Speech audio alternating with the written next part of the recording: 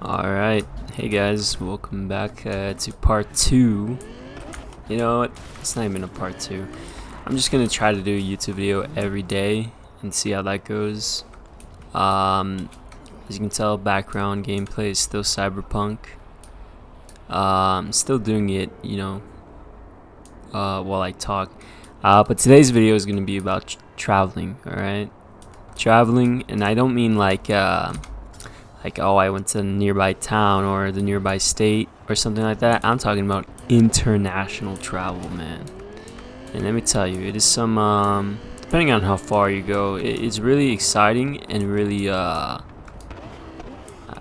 do I put it, monotonous, monotonous. Fuck, I can't even say it, man. But like, it's really fun in the way that it's new, it's exciting, you don't really know what's going on.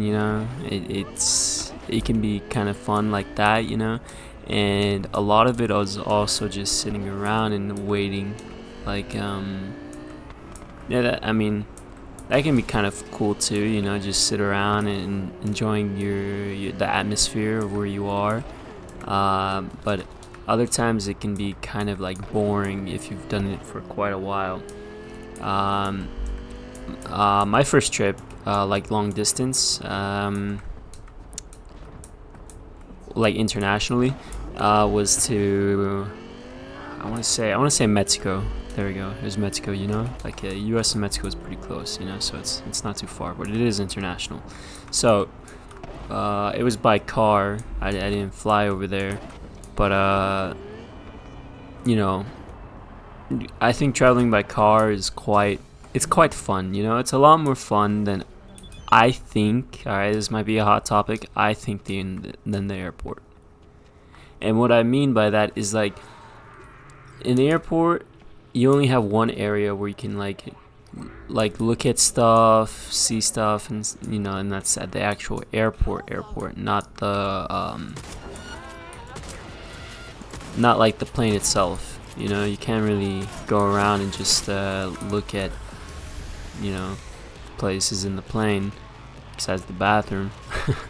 So in a road trip you can stop anywhere, anywhere, anytime, just that.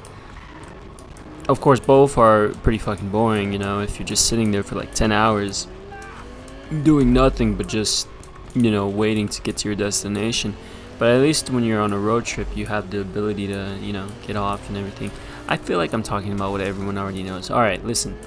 Long distance travel in like logistics and preparation, all right? So, like packing, I hate airlines for making things so expensive. I just want to carry around, I think 2 pieces of luggage are the best. A backpack and a duffel bag, all right? That's my suggestion to people. If you're going for like 2 weeks or so, or like a month. Anything less, just bring a backpack, man. Just like, even if it's like a big backpack, I would suggest only that. Less is more in the case for travel, because you're probably gonna want to buy something. You're probably gonna want to take something home, and less is more. You gotta bring more stuff when you come back. And if you already have a lot of stuff, you can't really do much except buy another fucking buy another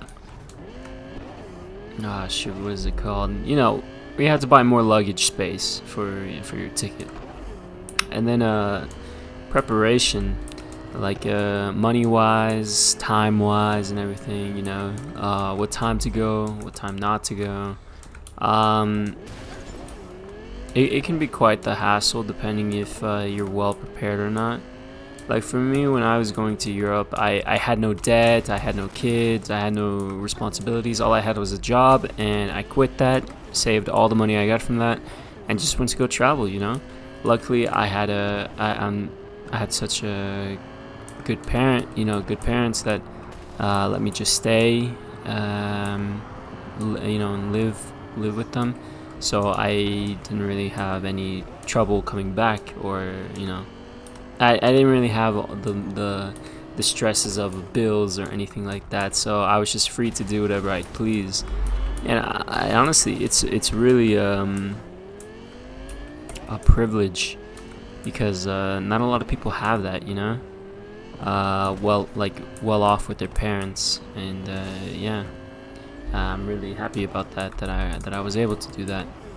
And no debt. All right, listen, if you got debt, figure that out first before you do anything. All right, or if you do, make sure to have a lot of fucking money saved up so you can pay off, like, I don't know, I would suggest 2 months worth of your debt, whatever it is, bills, payments, you know, stuff like that. 2 months at least. I would suggest that. If you are doing what I'm doing, which is, you know, just, what is it? You know, like having a job, quitting it, going to travel, find another job when you come back. Yeah, that was me. Quite irresponsible for my future, but you know, I did it.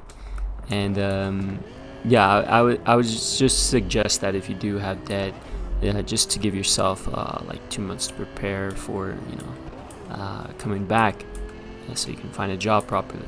And if you can't, well, you knew the risks, hopefully. Or maybe you can have someone to help you out. But yeah, you know, that's why I really discourage any travel if you have any form of debt or responsibility to, you know, your priorities, or, you know, to what you need to do. And another one, let's see, cultural and social aspects. Listen, I'm reading a Google, or a Google Doc, and I put traveling topics in the search bar, and it's giving me all the all the things to talk about. Oh man, I'm really terrible at this, but I really want to talk about it because I've traveled like quite a bit. Because I used to have a job in Europe, and I always traveled like every 2 to 3 months. You know, I always went to Europe, and it was really fun. So, cultural and social aspects.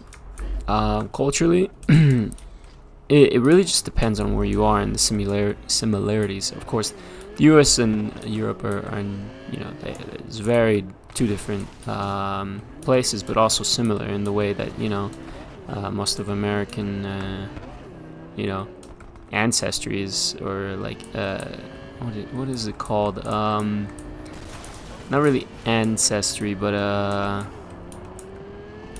shoot, I don't really know how to say, but aspects of society are, you know, similar, you know, especially if it's like Western Europe, you know. Language barrier, it's quite a huge one. I just circled around, and I'm back here. Let's see if I fall and die. Let's talk about language. Language, it can be quite troublesome if you don't know any. Like, I would really suggest at least Duolingo, you know. People say Duolingo is not that good, and I agree, but at least something, you know, something, even the most minute bit of language can help. Like, and mainly search up, I didn't do this, but I've heard of it. Search up like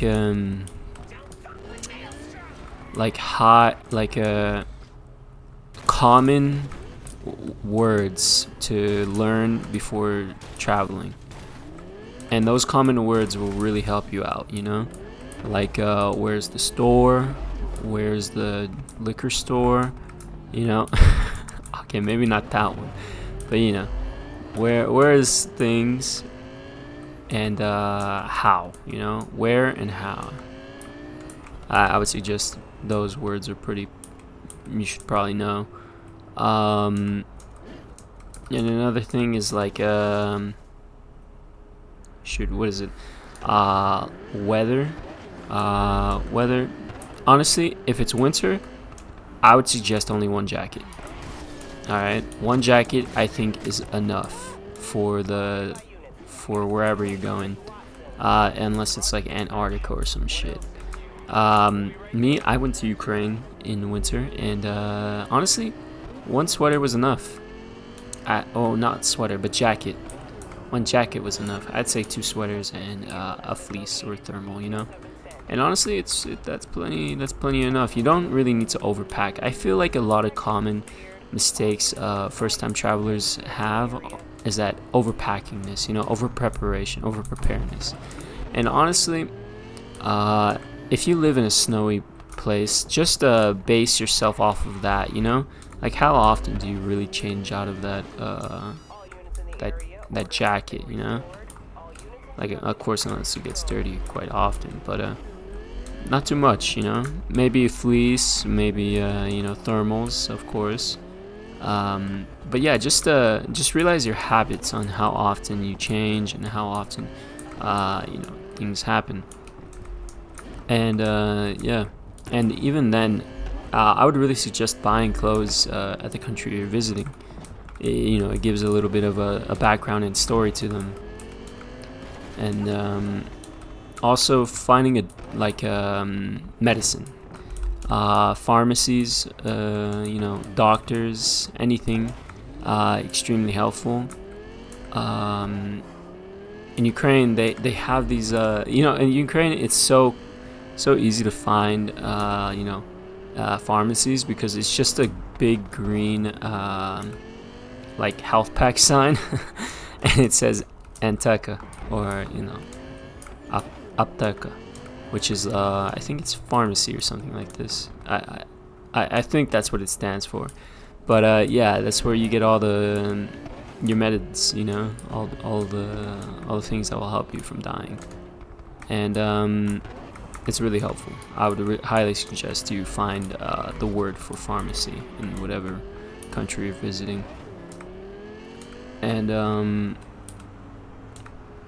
let's see what else to travel about.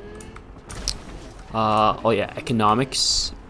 You don't need to be like a scholar of this, but I would highly suggest you find out how far your dollar can go in whatever country you're going to, or how far whatever currency you are, and how far it will go there. Well, the reason why I say that is because a lot of times when you're going to so I am from America, and I went to Ukraine, which it's not as great economically, currently at the moment too. I mean, it's doing pretty good now, but yeah, like the money can seem like, oh, I have so much, like $1 is like what, 42 hryvnia, something like that. And it seems like so much, like, oh man, I can use so much with this. And then you just spend, and later you find out that you only have like $100 left, when you convert the cash, and it's like, oh shit, So I would really suggest finding out what $1 is, what $100 is, and anything above that, you should probably save that, or spend it for like a one-time purchase. For me, I think the highest I've ever spent was 1,000. Oh shoot, it was like 1,300 actually, and I was staying there for 6 months, and that was the highest purchase I made. So yeah, I would highly suggest only having one high purchase, depending on your financial situation. Me, I had no prospects for money or any opportunity because I didn't have a job. So one high purchase is enough, and make sure it's memorable. That could help. And yeah, I guess that's all I want to talk about. Of course, if you would like to hear me talk about Ukraine or anything else, please comment. I'm quite the yapper, as you can tell. So yeah, it'd be quite interesting to hear anyone's perspective on what I want to talk about. So yeah. Anyway, this YouTube video is it's quite nice, I think. Man, this game looks so cool. I'm sorry if I'm sorry if the frames are so shit. I should probably invest in a better GPU. I currently have a 4070, and it still looks beautiful. It's maybe just because of OBS, but yeah. Anyway, fuck, I gotta stop yapping. Anyway, yeah, just comment down what you like for me to hear, and I'll probably do it because I have no subscribers. So yeah. All right. Peace out.